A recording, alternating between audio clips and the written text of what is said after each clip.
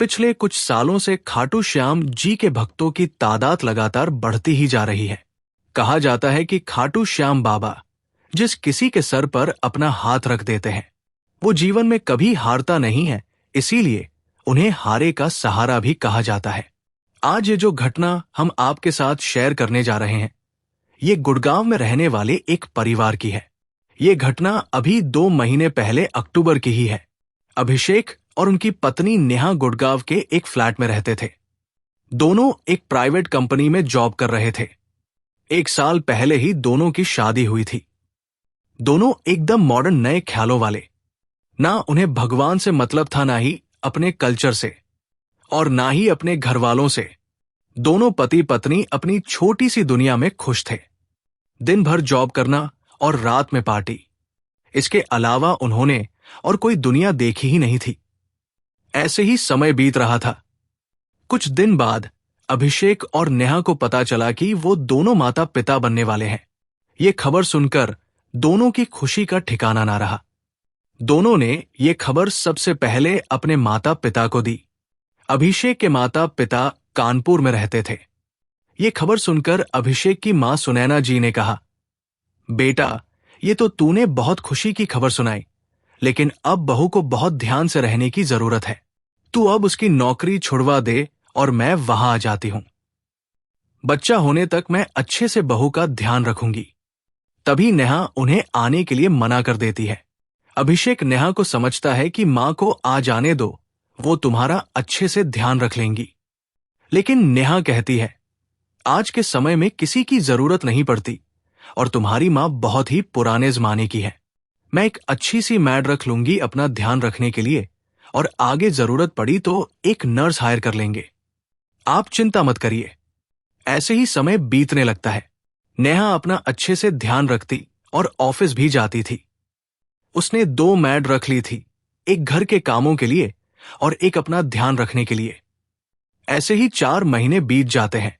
नेहा ने अब ऑफिस से छुट्टी ले ली थी। वो सारा दिन घर पर रहती और आराम करती। ऐसे ही 8 महीने बीत गए। अभिषेक की मां रोज फोन करके नेहा के हाल चाल पूछ लिया करती थी। एक दिन नेहा घर पर आराम कर रही थी। तभी उसे बहुत जोर से प्यास लगी। उसने अपनी मैड को आवाज दी, लेकिन कई बार बुलाने पर भी कोई नहीं आया। नेहा धीरे धीरे चलकर किचन तक गई और पानी लेकर आई। फर्श पर अभी पोछा लगा था, इसीलिए थोड़ा गीला था। नेहा ने ध्यान नहीं दिया और उसका पांव फिसल गया। वो बहुत जोर से पेट के बल जमीन पर गिर पड़ी। नेहा जोर जोर से चिल्ला रही थी, लेकिन घर में कोई नहीं था। वो दर्द से बुरी तरह तड़प रही थी। बहुत देर चिल्लाने के बाद वो बेहोश हो गई। थोड़ी देर बाद जब दोनों मैड घर आई तो नेहा को देखकर घबरा गई। उन्होंने अभिषेक को फोन किया। कुछ देर बाद नेहा को हॉस्पिटल में एडमिट कर दिया। अभिषेक बहुत डर गया था। कुछ देर बाद नेहा का चेकअप करने के बाद डॉक्टर ने बताया कि मां और बच्चा दोनों ठीक है। उसके बाद अभिषेक और नेहा घर वापस आ गए। 2 हफ्ते बाद नेहा की डिलीवरी हुई और उसने एक बेटे को जन्म दिया। दोनों के माता पिता भी वहां पहुंच गए थे। पूरा परिवार बहुत खुश था। लेकिन 2 दिन बाद अभिषेक की मां ने महसूस किया कि बच्चा किसी भी चीज पर कोई रेस्पॉन्स नहीं कर रहा है। ना वो किसी की बात सुनता है, ना ही किसी को देखकर कोई एक्टिविटी करता है। उन्होंने तुरंत ये बात सबको बताई। सब लोग तुरंत बच्चे को लेकर हॉस्पिटल गए। डॉक्टर ने बच्चे का अच्छे से चेकअप किया और उसके बाद जो डॉक्टर ने बताया उसे सुनकर सबके होश उड़ गए। डॉक्टर ने कहा कि ये बच्चा ना आंखों से देख पा रहा है, ना ही कानों से सुन पा रहा है। ये सुनकर सब रोने लगे। किसी को समझ नहीं आ रहा था कि अचानक ये सब क्या हो गया। नेहा डॉक्टर के सामने रोने लगी कि डॉक्टर प्लीज मेरे बच्चे को ठीक कर दीजिए। लेकिन डॉक्टर ने कहा कि अभी हम कुछ ठीक से बता नहीं सकते। अभी हमें इसके सारे टेस्ट करने होंगे, उसके बाद ही कुछ बता पाएंगे। सब लोग घर वापस आ गए। सबकी आंखों में आंसू थे। सारी खुशियां एक पल में गम में बदल गई थी। अगले दिन नेहा और अभिषेक बच्चे को लेकर हॉस्पिटल गए, जहां बच्चे के सारे टेस्ट हुए। 2 दिन बाद डॉक्टर ने बताया कि बच्चे के दिमाग पर चोट लगी है, जिसकी वजह से दिमाग का एक हिस्सा पूरी तरह डैमेज हो गया है। इसीलिए बच्चे की आंखों की रोशनी चली गई है और वो सुन भी नहीं पाएगा। तब अभिषेक ने कहा कि डॉक्टर, लेकिन ऐसा कैसे हो सकता है? बच्चे को चोट कैसे लग सकती है? डॉक्टर ने कहा कि अभिषेक जी, अभी 2 हफ्ते पहले आपकी पत्नी पेट के बल गिरी थी। शायद उसी समय बच्चे की सर पर चोट लग गई। नेहा और अभिषेक बहुत घबरा गए। उन्होंने डॉक्टर से इसका इलाज पूछा, लेकिन डॉक्टर ने बताया कि इसका एक ही इलाज है, दिमाग का ऑपरेशन। लेकिन इसमें कामयाब होने के चांस बहुत कम है। अगर ऑपरेशन असफल रहा तो बच्चे की जान भी जा सकती है। नेहा और अभिषेक रोते हुए घर वापस आ गए। अगले दिन दोनों बच्चे को लेकर शहर के सुनैना जी ने उन्हें बैठाया, चाय नाश्ता कराया और बातें करने लगी।